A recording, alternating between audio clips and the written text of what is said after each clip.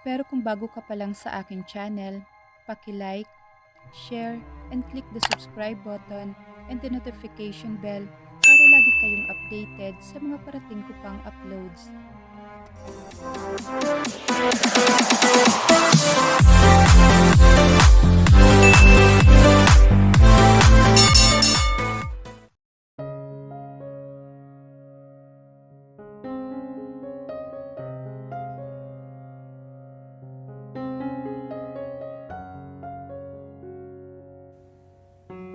What took you so long to open the gate?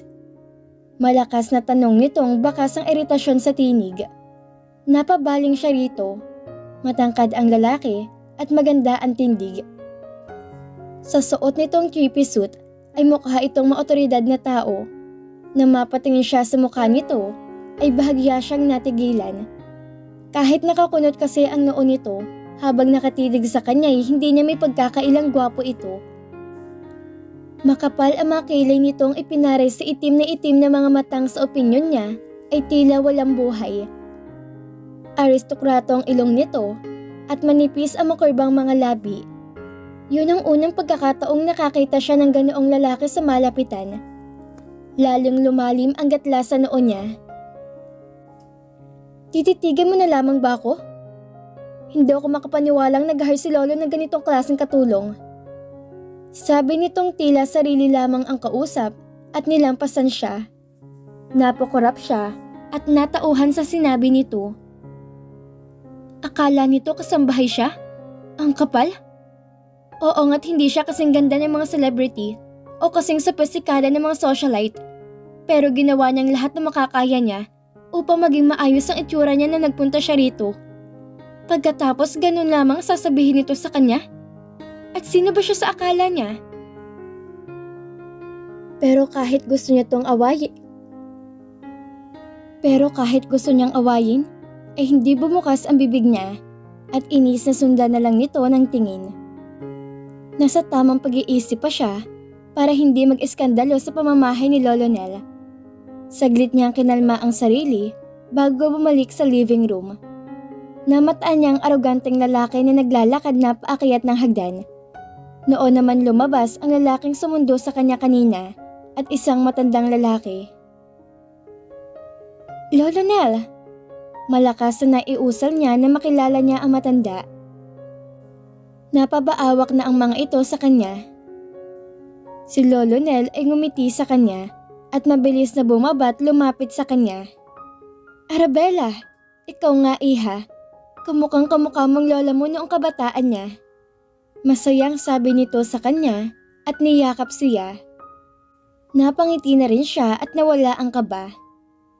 Sabi rin ho nila mama yan. Anya rito nang pakawalan siya nito. Hindi pa rin napapalipas ang ngiti sa mga labi nito. Malugod kong tinatanggap ang magiging apo na din kita, Bella. Kapag kasal na kayo ng apo ko, magiging tunay na apo na kita. Nasasabik na sabi pa nito. Noon nawala ang ngiti niya. Kaya nga pala siya naroon ay dahil sa kasal na wala siyang choice kung hindi ang pasukan. Wait a minute. Don't tell me Lolo na siyang babaeng sinasabi mo. Pukaw ng aroganteng lalaki. Napatingala siya rito.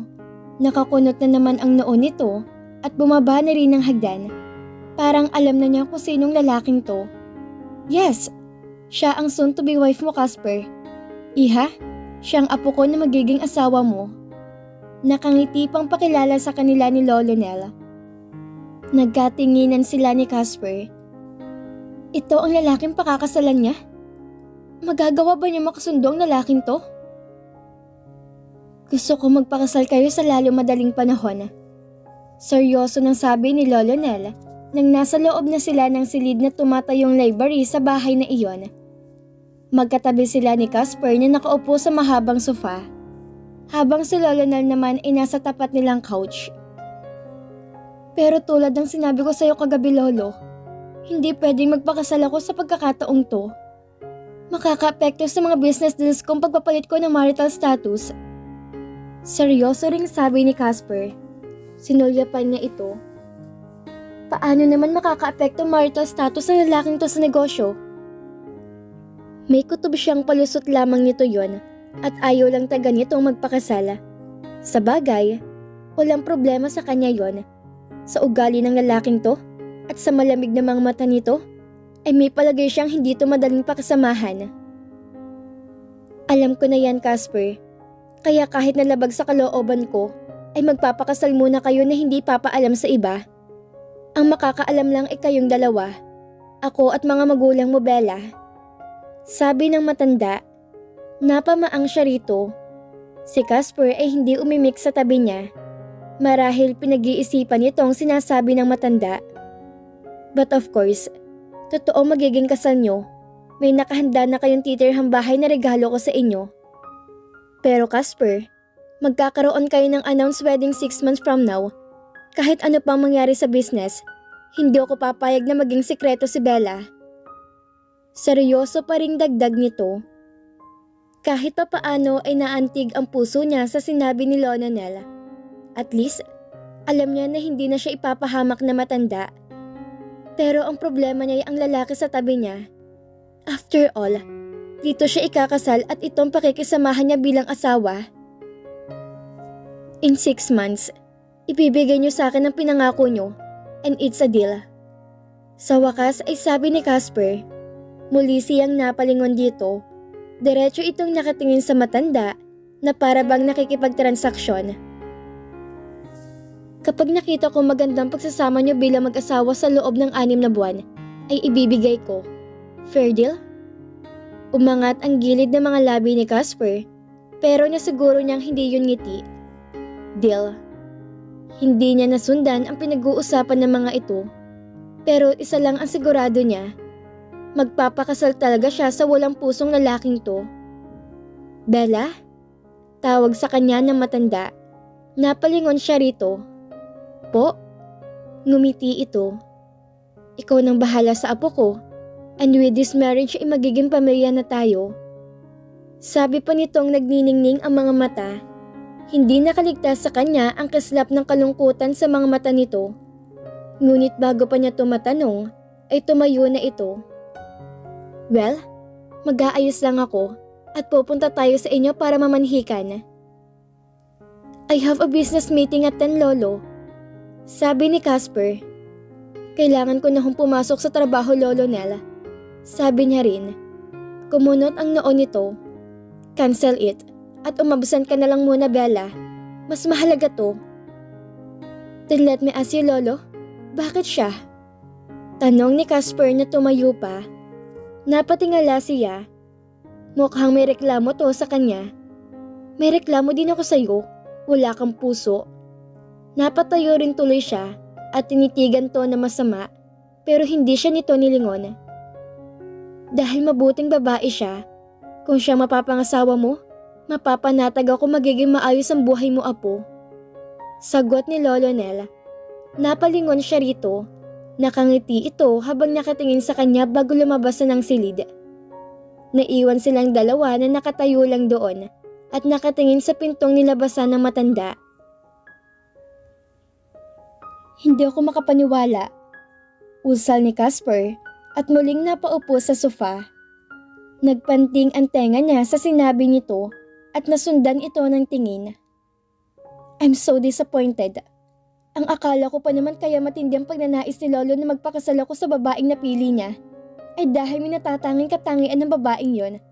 Masyado mataas ang expectations ko. Naikuyom niya ang mga palad sa sinabi nito. Well, sorry for being normal. Hindi ka rin naman pumapasa sa expectations ko. Akala ko dahil apo ka ni Lolo, mabait ka rin kagaya niya. Hindi pala. Asik niya rin dito. Tiningala siya nito at umismid. Sa ating dalawa, kahit saan mo tingnan, ako ang lugit, hindi ikaw. Sarkastikong sabi nito. Hindi nito inaalis ang tingin sa kanya at sumandal. Kung kasama yan sa pagpipilian ko, ay kanina ko pa sana sinabi kay Lolo yan. Unfortunately, hindi ako magbaback out. Marami ako makukuha sa kasal na to. At siguradong ikaw rin. Hindi siya nakasagot dahil tama ito.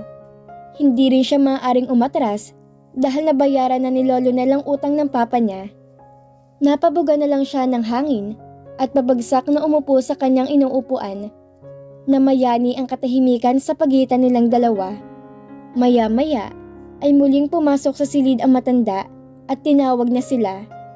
Pupunta na sila sa bahay niya para raw mamanhikan. Napahinga siya ng malalim. Wala na tagang atrasan to. Katulad ng napag-usapan nila ni Bella, Casper at Lolo Nel, ay isang simpleng civil wedding lamang ang naging kasal ng dalawa. Iyon ay matapos mamanhikan ni Casper at ng lolo nito sa mga magulang niya. Mabilis lamang ang nangyaring pamamanhikan dahil halos si Lolo Nel lang naman ang nagsalita. Saglit lang din siyang ibinili ng mga magulang niya kay Casper na puro tango lamang ang isinagot. Bago ang araw ng kasal, ay masinsinan siyang kinausap ng mama niya kung kakayanin ba daw niyang makisama sa isang estranghero. Sinigurado naman niya na ayos lang. Ayaw niya mag-alala pa to sa kanya. Sa araw ng kasal, 5 lamang silang dumalo. Ang seremonya ay simple lamang din. Tahimik lamang sila ni Casper habang nasa harap ng huwes. Ni hindi nga siya nito sinusuyapan man lang. At na magsabi ang huwes na "You may kiss the bride", ay siya lang yata ang nabahala roon. Katunayan ay walang salitang iniharap siya ni Casper dito at mabilis na ginawaran ng halik sa mga labi. Pagkatapos ay baliwalang muling humarap sa huwes habang siya itila na estatwa. Kung hindi pa tumikhim ang huwes ay baka hindi siya nakabalik sa wisyo. Unang halik niya ay wala man lang kaimo-emosyon.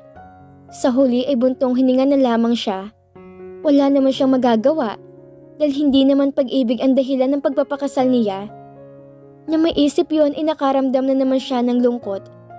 Hindi yun ang pinangarap niyang pagpapakasal. Gusto niya sana, kahit simpleng tao lamang ang mapangasawa niya, ay ayos lang, basta mahal nilang isa't isa. Pero si Casper, hindi simpleng tao lang at hindi siya nito mahal. Kailangan ba taga natin gawin to? Kabado ang tanong ni Bella kay Casper. Bumaling ito sa kanya at matiim siyang tinitigan habang niluluwagan ang kurbata nito. Nanlambot ang mga tuhod niya sa nerbiyos at nangihinang napaupo sa gilid ng kama. We'll have no choice. Sinasabi ko na nga ba't planado ni Lolo ang lahat. Kaya pala may nakahanda na agad siyang bahay para sa atin. At nag-hire na rin ng mga kasambahay. Hindi na tayo tatantanan.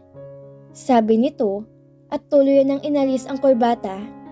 Anyways, huwag kang kabahan. Kahit sa isang kama pa tayo matulog, wala akong gagawin sa'yo.